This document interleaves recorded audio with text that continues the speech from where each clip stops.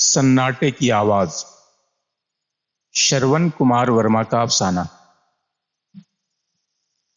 लाल जी की निगाह उस खिड़की में जैसे अटक गई थी जहां एक गोरा चिट्टा गोल मटोल सा 3 साढ़े 3 साल का बच्चा खड़ा आसमान में कुछ देख रहा था। लाल जी को लगा जिंदगी की बेल पर नई कोपल फूट रही है। बच्चा मुस्कुरा रहा था। लाल जी के मन में बच्चे से तोतली जबान में बातें करने की ख्वाहिश बेदार होने लगी थी।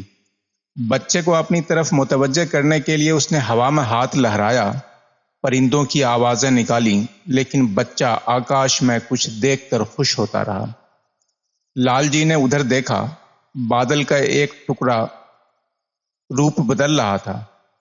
कश्ती, मोर। उसे याद आया बचपन में मैं भी शौक से बादलों को रंग रूप बदलते हुए देखा करता था। अचानक वो उदास हो गया। जब भी वो किसी खुशी की उंगली थामता, ये बोझल उदासी चली आती। उसके एक साथी ने कहा था, ऐसा होता है, ढलती उम्र में अक्सर होता है ऐसा। बच्चे के हाथ से गेंद निकलकर साथ वाले मकान की ढलवां छत पर गिरी, उछली और लुढ़कती चली गई। छत से टप्पा खाकर सड़क पर आ गई। टेनिस की हरे रंग की पुरानी गेंद। बच्चा रोने लगा था। वो खिड़की से हाथ निकाले पुकार रहा था, अंकल मेरी गेंद। लालजी गेंद की तरफ लपका और सेहत विभाग की तेज रफ्तार जीप की लपेट में आते आते बचा। गेंद जीप से टकराकर खड्ड की तरफ लुढ़क गई थी। लालजी बेबस और दुख से नीचे गिरी गेंद को देख रहा था। पहले वो एक झाड़ी से टकराई, फिर एक पत्थर पर टप्पा खाकर खड्ड की स्याह गहराइयों में गायब हो गई। बच्चे को उसकी माँ खिड़की से हटा ले गई थी। आकाश में बादल का वो टुकड़ा घुल गया था। वो आगे बढ़ गया। मड़घट की तरफ उतरते रास्ते के मोड़ पर अचानक उसे डरा देने वाला ख्याल आया कि वो भी जिंदगी के हाथ से फिसली एक पुरानी गेंद है। न जाने किस घड़ी मौत के ठंडे तारीक अंधेरे में गुम हो जाए। उसने इधर उधर देखा।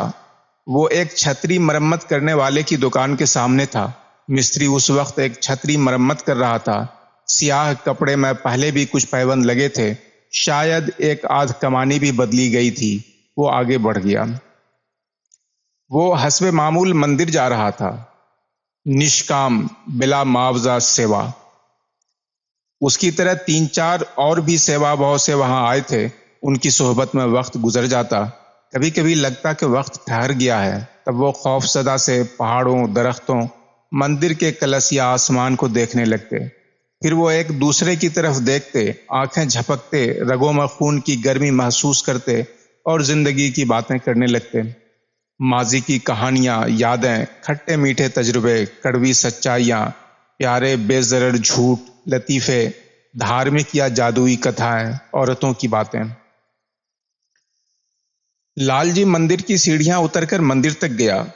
अभी तक कोई साथी नहीं आया था। किसी भगत ने देवी को मुतवज्जह करने के लिए मंदिर के आंगन में लटका घंटा बजाया था, जिसकी मुतरन्नम गूंज मंदिर तक सुनाई देती थी। लालजी एक पल को रुककर तालाब की तरफ चला गया। तालाब के किनारे वो अपनी मखसूस जगह पर बैठ गया। एकदम उसे एहसास हुआ कि वो हरी गेंद उसके जहन में टप्पे खा रही है। उसने अपने बेटे के बारे में सोचा, जो बरसों पहले कनाडा में जा बसा था। बेटी बोस्टन में थी। लालजी अपने मौरूसी मकान में शरीक हयात जयवंती के साथ यादों के बखिए उधेड़ने के लिए रह गया था।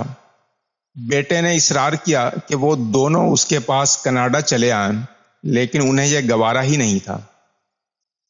पता नहीं यह उनकी अना थी या मिट्टी का मोह। जयवंती ने तो साफ कह दिया था कि वो विदेश में मरना नहीं चाहती। जाने अंतिम संस्कार कैसे हो, बात खत्म हो गई। वो दोनों एक दूसरे के साथ खुश थे। कभी कभी लालजी बात करते हुए डर जाते। जयवंती की तरफ अजीब सी नजरों से देखता।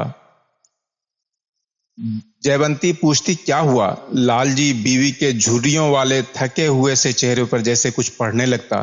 फिर कहीं दूर से कहता, जयवंती, कभी कभी मैं सोचता हूं, अगर हम दोनों एक साथ, बात अधूरी छोड़ देता। खून के काले साए उसके चेहरे पर कुछ और हरे हो जाते। जयवंती मुस्कुराकर कहती, ऐसा हुआ तो कितना अच्छा होगा, वरना जो पीछे रह गया वो कितना अकेला हो जाएगा, मैं तो एक पल जी नहीं पाऊंगी। लालजी शर्मिंदा सा हो जाता।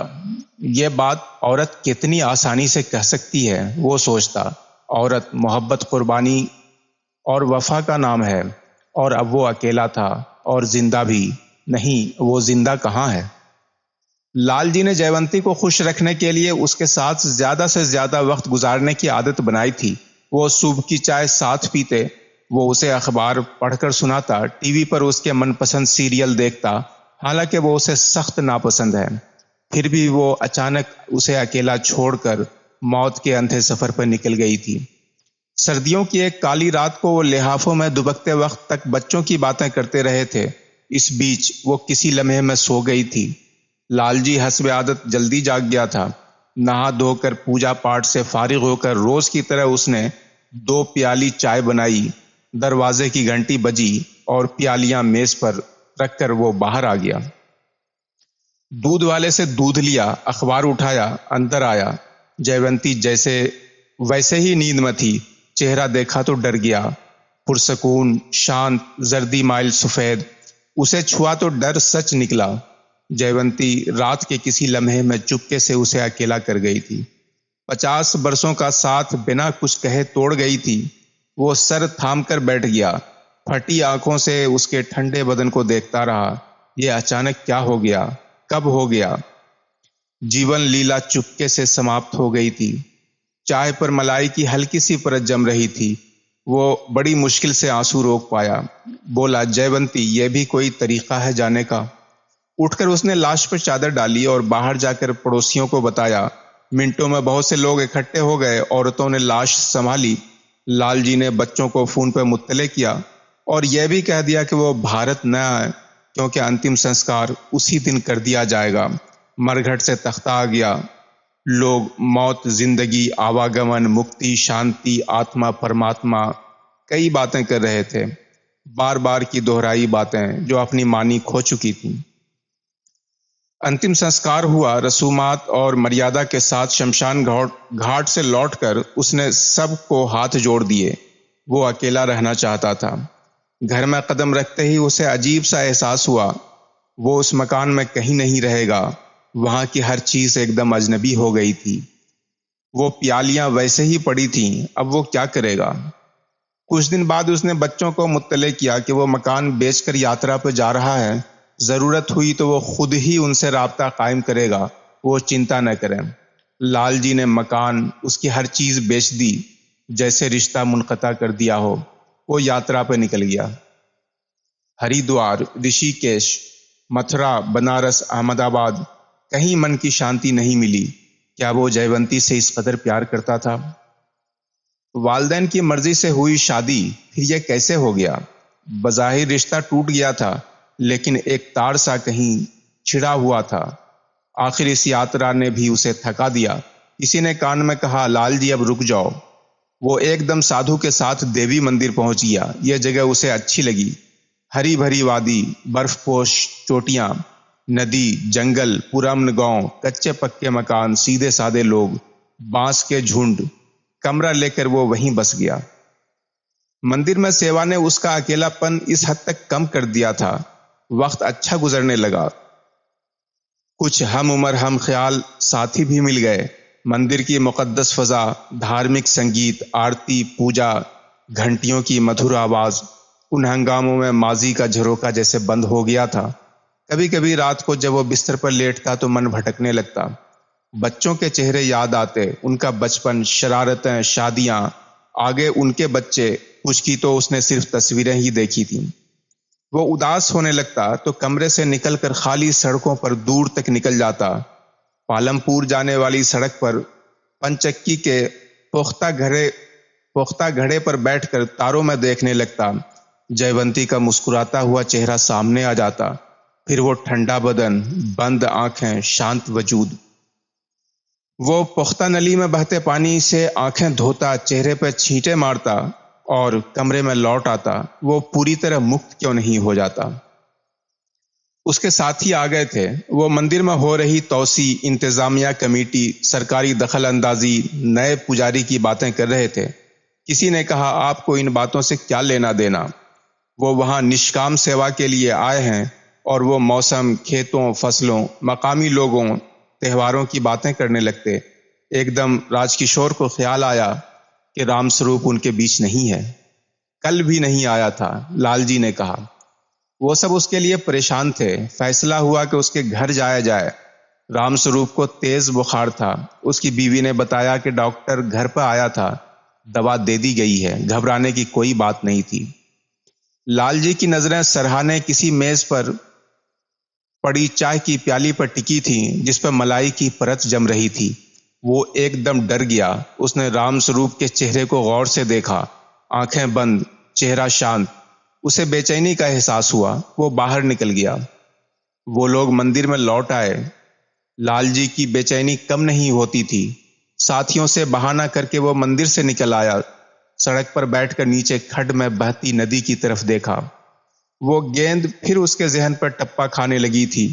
खिड़की में रोता हुआ बच्चा, बादल का घुलता हुआ टुकड़ा, तेज रफ्तार जीप और खड्ड की स्याह गहराई, जिसमें हरी होने के बावजूद गेंद का काला धब्बा बन गई थी।